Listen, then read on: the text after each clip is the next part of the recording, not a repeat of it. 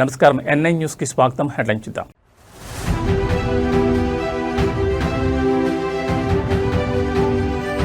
విజయవాడలో సీఎం చంద్రబాబు జోష్, గిరిజనులతో కలిసి డప్పు కొట్టిన ముఖ్యమంత్రి.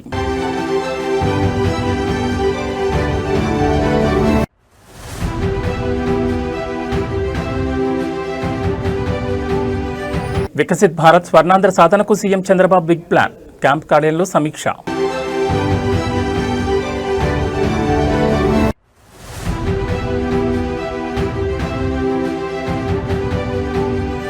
రెండేళ్లలో గాల్లో ప్రయాణం, వచ్చే ఏడాది టెస్టింగ్ డ్రైవ్ స్టార్ట్ అంటున్న పౌర విమానయాన శాఖ.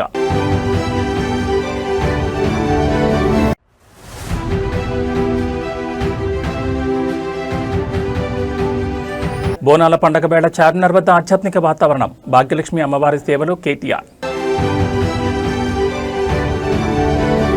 ఇక డీటెయిల్స్ చూస్తే ప్రపంచ ఆదివాసీ దినోత్సవాన్ని పురస్కరించుకుని విజయవాడలో నిర్వహించిన వేడుకల్లో ఆంధ్రప్రదేశ్ ముఖ్యమంత్రి నారా చంద్రబాబు నాయుడు పాల్గొన్నారు. ఈ సందర్భంగా గిరిజన సోదరులకు ఆయన హృదయపూర్వక శుభాకాంక్షలు తెలిపారు. విప్లవ వీరుడు అల్లూరు సీతారామరాజు విగ్రహానికి సీఎం పూలమాలలు వేసి ఘనంగా నివాళులర్పించారు. విజయవాడ వేదికగా జరిగిన ఈ కార్యక్రమంలో ముఖ్యమంత్రి చంద్రబాబు నాయుడు ఎంతో ఉత్సాహంగా పాల్గొన్నారు. గిరిజన కళాకారులతో మమేకమై వారి సాంప్రదాయ డప్పును చేతుల్లోకి తీసుకుని లయబద్ధంగా వాయించారు. సీఎం స్వయంగా డప్పు కొడుతూ సందడి చేయడంతో అక్కడున్న గిరిజనులు, అభిమానులు కేరింతలు కొడుతూ హర్షధ్వానాలు వ్యక్తం చేశారు. చంద్రబాబు డప్పు కొట్టిన దృశ్యాలకు సంబంధించిన వీడియో ప్రస్తుతం సోషల్ మీడియాలో వైరల్ అవుతోంది. గిరిజన ప్రాంతాల సర్వాంగీణ వికాసానికి, వారి సంస్కృతి సంప్రదాయాల పరిరక్షణకు కూటమి ప్రభుత్వం కట్టుబడిందని, ఏజెన్సీ ప్రాంతాల్లో విద్య, వైద్య సదుపాయాలు మెరుగుపరుస్తామని సీఎం ఈ సందర్భంగా హామీ ఇచ్చారు.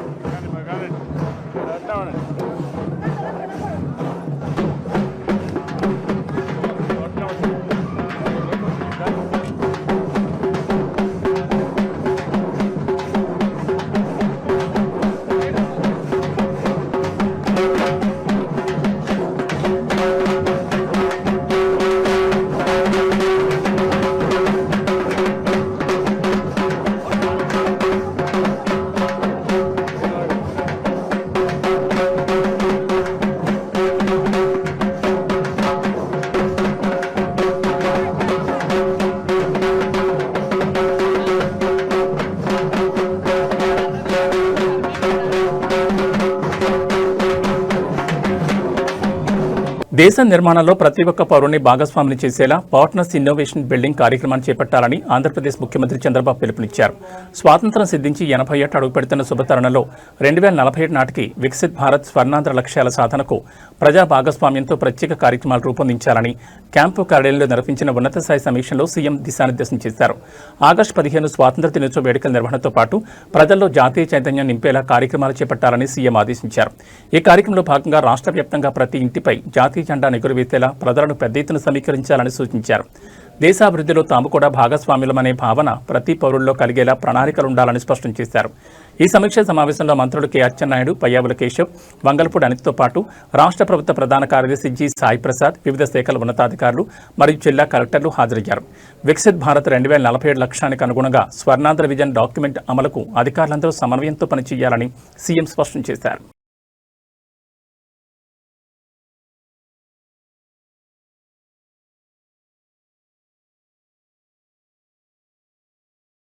దేశంలో రవాణా రంగంలో సరికొత్త విప్లవం రాబోతోంది. రాబోయే 2 ఏళ్ల వ్యవధిలోనే భారతదేశంలో ఎలక్ట్రిక్ ఎయిర్ టాక్సీలు అందుబాటులోకి తీసుకొస్తామని కేంద్ర పౌర విమానయాన శాఖ మంత్రి రామ్మోహన్ నాయుడు సంచలన ప్రకటన చేశారు. పట్టణ రవాణాను వేగవంతం చేసేందుకు మరియు ట్రాఫిక్ సమస్యలకు చెక్ పెట్టేందుకు ఈ సాంకేతికత ఎంతగానో ఉపయోగపడుతుందని వెల్లడించారు. కేంద్ర పౌర విమానయాన శాఖ తెలిపిన వివరాల ప్రకారం ఎలక్ట్రిక్ వర్టికల్ టేకాఫ్ మరియు ల్యాండింగ్ అంటే ఈవీటీఓఎల్ విమానాలపై ప్రభుత్వం ప్రత్యేక దృష్టి సారించింది. హెలికాప్టర్ తరహాలోనే నిలువుగా పైకి లేవడం మరియు ల్యాండ్ అయ్యే ఈ విమానాలను వచ్చే ఏడాది నాటికి ప్రయోగాత్మకంగా పరీక్ష దశలోకి తీసుకువెళ్లేందుకు వేగంగా చర్యలు చేపడుతున్నారు. పెద్ద నగరాల్లో ట్రాఫిక్ చిక్కులను అధిగమించడానికి తక్కువ ఖర్చుతో పర్యావరణ రహిత వేగవంతమైన ప్రయాణాన్ని అందించడమే ఈ ఎయిర్ ట్యాక్సీల ముఖ్య ఉద్దేశం. గగనతలంలో భద్రతా ప్రమాణాలు, అవసరమైన మౌలిక సదుపాయాలు మరియు నియంత్రణల విధానాలను పౌర విమానయాన డైరెక్టరేట్ జనరల్ వేగంగా చేస్తోందని మంత్రి రామ్మోహన్ నాయుడు వివరించారు. దేశంలో ఎయిర్ ట్యాక్సీలు అందుబాటులోకి వస్తే నగరాల మధ్య ప్రయాణం సమయం గణనీయంగా తగ్గనుంది.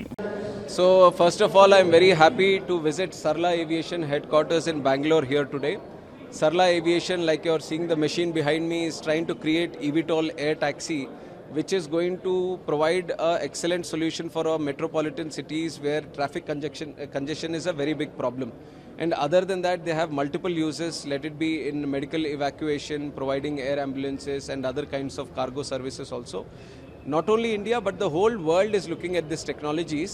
And I am proud to say that what Sarla Aviation has achieved in terms of building the prototype, the testing, the design organization approval which we have given here today on behalf of DGCA, I think they have achieved tremendous success and progress.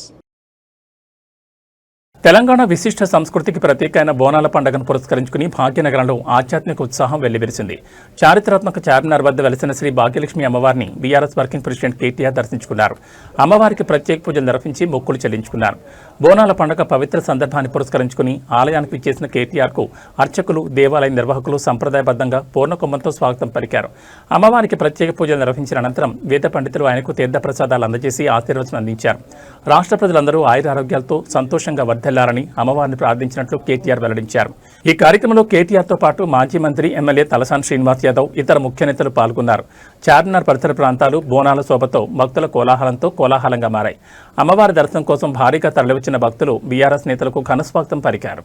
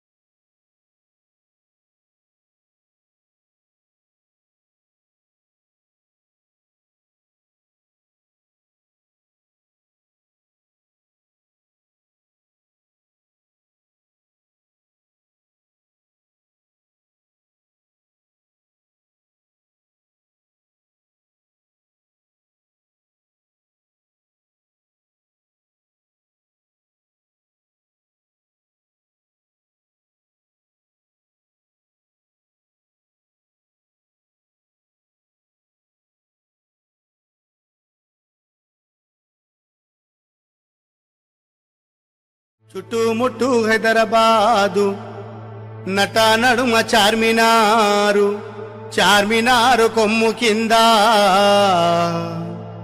నువ్వు కొలువు తీరినావే బంగారు మైసమ్మ, నువ్వు కొలువు తీరినావే బంగారు మైసమ్మ. చుట్టుముట్టు హైదరాబాదు నట నడుమ చార్మినార్, చార్మినారు కొమ్ము కింద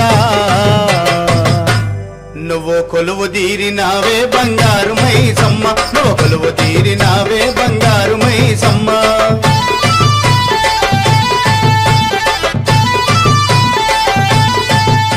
హైదరాబాద్ నగర ప్రజలకు త్వరలోని అత్యాధునిక సూపర్ స్పెషాలిటీ వైద్య సేవలు అందుబాటులోకి రానున్నాయి. సనత్ నగర్లోని Telangana institute of medical sciences అంటే టిమ్స్ ఆసుపత్రిని రాష్ట్ర వైద్య ఆరోగ్య శాఖ మంత్రి దామోదర్ రాజనరసింహ ఇవాళ సందర్శించారు. హాస్పిటల్ నిర్మాణ పనులను, మౌలిక వసతులను ఆయనే స్వయంగా పరిశీలించారు. ఆసుపత్రి నిర్మాణ పురోగతిపై అధికారులతో సమీక్ష నిర్వహించిన మంత్రి దామోదర్ రాజనరసింహ మిగిలి ఉన్న అన్ని రకాల పనులను యుద్ధ ప్రాతిపదికన పూర్తి చేయాలని ఆదేశించారు. పేదలకు కార్పొరేట్ స్థాయిలో ఉచిత వైద్యం అందించడమే ప్రభుత్వ లక్ష్యమని, ఈ దిశగా భవన నిర్మాణాలు, వైద్య పరికరాల ఏర్పాటును వేగవంతం చేయాలని అధికారులకు స్పష్టం చేశారు. ఈ సనత్ నగర్ టిమ్స్ అందుబాటులోకి వస్తే నగరంలోని గాంధీ, ఉస్మానియా ఆసుపత్రులపై ఒత్తిడి గణనీయంగా తగ్గనుంది. అత్యంత ప్రతిష్టాత్మకంగా నిర్మిస్తున్న ఈ ఆసుపత్రిలో పలు సూపర్ స్పెషాలిటీ విభాగాలు, అత్యాధునిక ఐసీయూ బెడ్లు, ఆపరేషన్ థియేటర్లు త్వరలోనే ప్రజలకు సేవలు అందించేందుకు సిద్ధమవుతున్నాయి. టిమ్స్ సనత్ నగర్ ఇనాగరేషన్కు సిద్ధంగా ఉన్నది. 16 operation theatres, emergency beds, surgical, medical, తర్వాత ట్రయేజ్, ఇవన్నీ కలిపి కూడా 88 అన్నీ కలిపి ఈరోజు A block, B block, C block అన్ని హంగులలో ఓ సూపర్ స్పెషాలిటీ హాస్పిటల్గా కార్డియాక్ సైన్సెస్, తర్వాత ట్రాన్స్ప్లాంట్కు సంబంధించి ప్రత్యేకంగా వైద్య సేవలు అందించడానికి టిమ్స్ సనత్ నగర్ సిద్ధంగా ఉందనే విషయాన్ని తెలంగాణ ప్రజలకు తెలియజేస్తున్నాను. త్వరలోనే ముఖ్యమంత్రి గారిని ఇనాగరేట్ చేస్తారు. ఉమ్మడి వరంగల్ జిల్లా విస్తృత పర్యటనలో భాగంగా తెలంగాణ రాష్ట్ర director general of police CV Anand శనివారం హనుమకొండలోని వరంగల్ పోలీస్ కమిషనర్ క్యాంపు కార్యాలయం చేరుకున్నారు. ఈ సందర్భంగా Warangal police commissioner N Shweta ఆయనకు పుష్పగుచ్చం అందజేసి ఆత్మీయ స్వాగతం పలికారు. కమిషనరేట్ కార్యాలయానికి విచ్చేసిన డీజీపీ సివి ఆనంద్కు సాయుధ పోలీసుల దళం ఘనంగా గౌరవవందనం సమర్పించింది. సాయుధ దళాల వందనాన్ని స్వీకరించిన అనంతరం జనగాం జిల్లా కలెక్టర్ TGNPDCL చైర్మన్తో పాటు పలువురు సీనియర్ పోలీసు ఉన్నతాధికారులు డీజీపీని మర్యాదపూర్వకంగా కలుసుకున్నారు. ఈ సందర్భంగా ఆయనకు పర్యావరణ పరిరక్షణకు సంకేతంగా మొక్కలను బహుకరించారు. ఉమ్మడి వరంగల్ జిల్లా వ్యాప్తంగా శాంతి భద్రతల పరిరక్షణ, నేరాల నియంత్రణ మరియు ఫ్రెండ్లీ పోలీసింగ్ అమలు తీరుపై ఉన్నతాధికారులతో డీజీపీ ప్రాథమికంగా చర్చించారు. కమిషనరేట్ పరిధిలోని పోలీస్ స్టేషన్ల పనితీరును, సిబ్బంది సంక్షేమాన్ని నిరంతరం పర్యవేక్షించాలని అధికారులకు సూచించారు.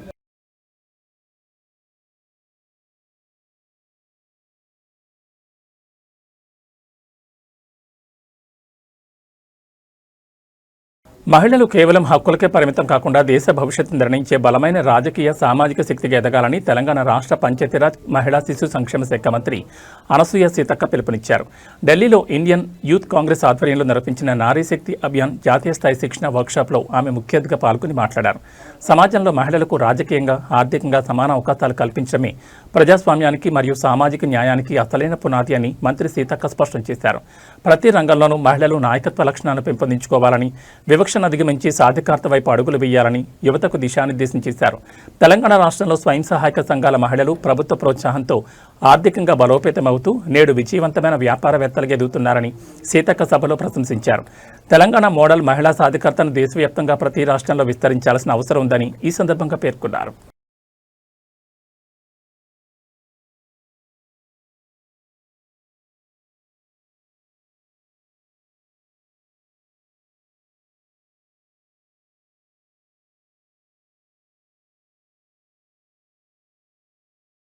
కొమరంభీం ఆసిఫాబాద్ జిల్లాలో భారీ చోరీ కలకలం రేపింది. కాగజ్ నగర్ పట్టణంలోని బిజీ సెంటర్లో ఉన్న సంతోషిమాత గోల్డ్ షాప్లోకి రాత్రి వేళ దుండగులు చొరబడ్డారు.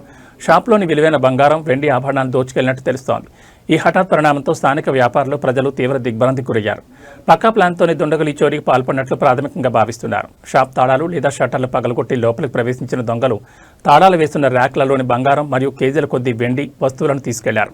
ఉదయం దుకాణం తెరిచేందుకు వచ్చిన యజమాని చోరీ జరిగినట్లు గుర్తించి వెంటనే పోలీసులకు సమాచారం అందించారు. సమాచారం అందుకున్న వెంటనే కాగజ్ నగర్ పట్టణ పోలీసులు ఘటనా స్థలాన్ని చేరుకుని దర్యాప్తును ప్రారంభించారు. క్లూస్ టీమ్, డాగ్ స్క్వాడ్ సాయంతో వేలిముద్రలు మరియు కీలక ఆధారాలు సేకరిస్తున్నారు. సమీపంలోని సీసీటీవీ ఫుటేజ్లను పరిశీలిస్తూ దొంగల ముఠా కోసం గాలింపు తీవ్రతరం చేశారు. పోలీసుల విచారణలో ఎత్తుకెళ్లిన నగల విలువ ఎంత అనేది త్వరలోనే స్పష్టత రానుంది.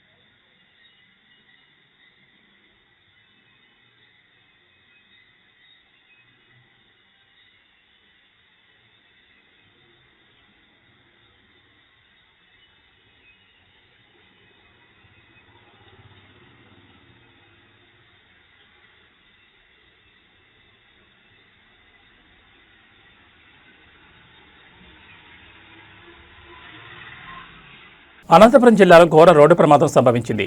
పామిడి మండలం పొగరూరు సమీపంలో జాతీయ రహదారిపై అతివేగంగా వెళుతున్న ఓ ప్రైవేట్ ట్రావెల్స్ బస్సు ఎదురుగా వస్తున్న ఐషర్ వాహనాన్ని అత్యంత బలంగా ఢీకొట్టింది. ప్రమాద తీవ్రతకు బస్సు అదుపు తప్పి హైవేపై ఉన్న కలవట్ పైనుంచి కిందకు దూసుకెళ్లడంతో తీవ్ర కలకలం రేగింది. ఈ భయాందోళన ఘటనలో బస్సులో ప్రయాణిస్తున్న 18 మంది ప్రయాణికులు తీవ్రంగా గాయపడ్డారు. ఢీకొట్టిన తీవ్రతకు ప్రైవేట్ బస్సు మరియు ఐషర్ వాహనం ముందు భాగాలు నుచ్చునుచ్చాయి. గాయపడిన ప్రయాణికుల ఆర్తనాదాలతో ఆ ప్రాంతమంతా తీవ్ర విషాద ఛాయలు అలుముకున్నాయి.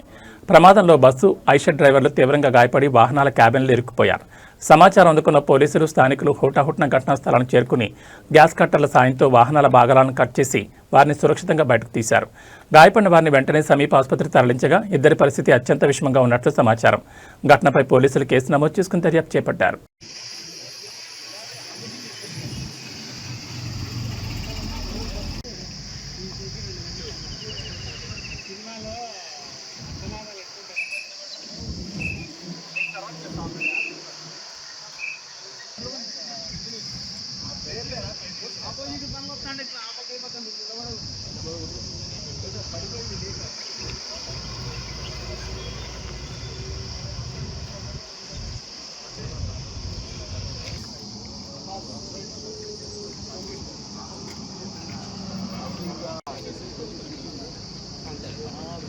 హైదరాబాద్ సంస్కృతికి ప్రతీకగా నిచ్చే బోనాల పండుగ సందడి పాత బస్తీలో అంబరాన్నంటింది. చారిత్రాత్మక లాల్ దర్వాజా సింహవాహిని మహంకాళి అమ్మవారిని Tollywood hero Vijay Deverakonda, star director Sandeep Reddy Vanga మరియు యంగ్ హీరో ఆనంద్ దేవరకొండ దర్శించుకున్నారు.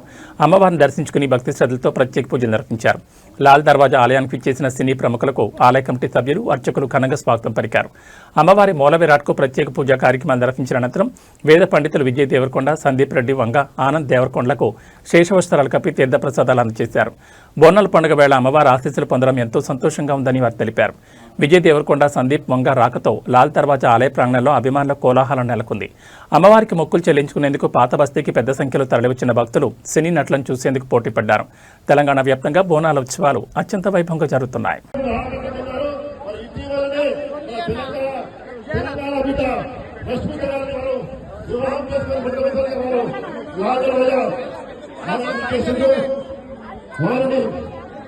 ఆలయ కమిటీ మాజీ చైర్మన్ వెంకటేష్ గారు శాల్వాతో సన్మానిస్తున్నారు.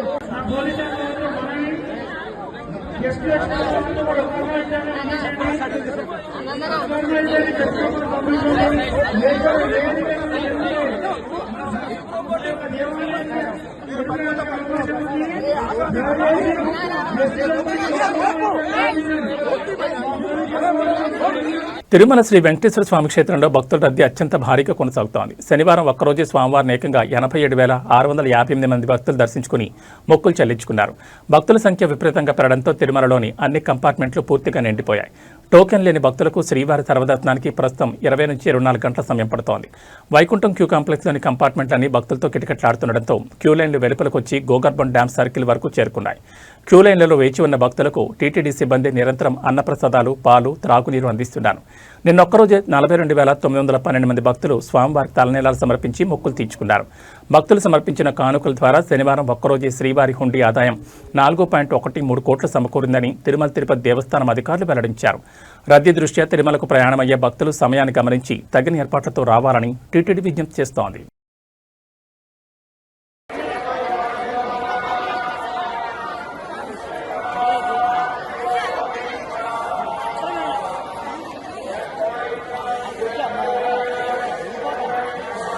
తెలుగు రాష్ట్రాల్లో వాతావరణం ఒక్కసారిగా మారిపోయింది. ఈరోజు తెలంగాణ వ్యాప్తంగా పలు జిల్లాల్లో తేలికపాటి నుంచి మోస్తరు వర్షాలు కురిసే అవకాశం ఉందని హైదరాబాద్ వాతావరణ కేంద్రం వెల్లడించింది.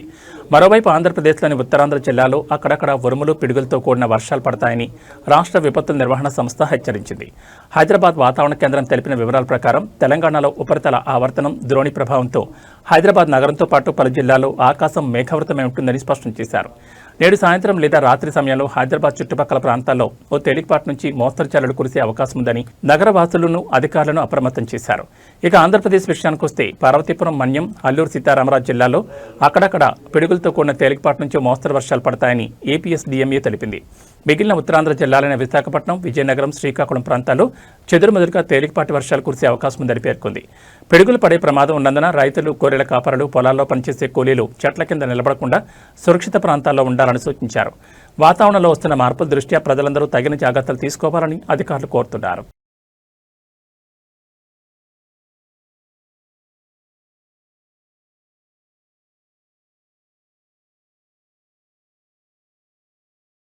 ఏబీ బులెటిన్ విశేషాలు. నమస్కారం.